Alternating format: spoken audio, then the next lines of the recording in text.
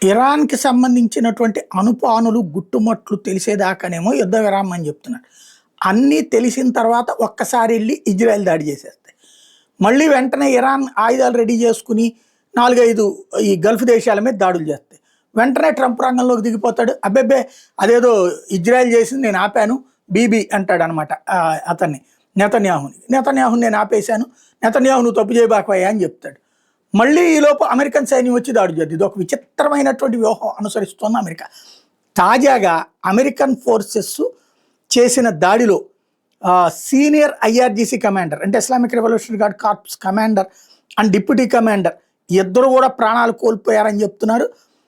Political affairs కి సంబంధించి ఐఆర్జీసీలో political అఫైర్స్తో పాటు డిప్యూటీ కమాండర్గా, ఐఆర్జీసీ కమాండర్గా, సీనియర్ ఐఆర్జీసీ కమాండర్గా, పొలిటికల్ అఫైర్స్ విభాగానికి డిప్యూటీ కమాండర్గా ఉన్నటువంటి ఐఆర్జీసీ నేవీ అధికారి అయినటువంటి మొహమ్మద్ అక్బర్ జాదే తాజాగా లేచిపోయాడు. అక్కడ తన అధికారులతో మీటింగ్ అయినటువంటి ప్రదేశాన్ని గుర్తించి అటాక్ చేసి పడేసింది అమెరికన్ దళం, ఇజ్రాయెల్ మొసాద్ ఇచ్చినటువంటి సమాచారంతో.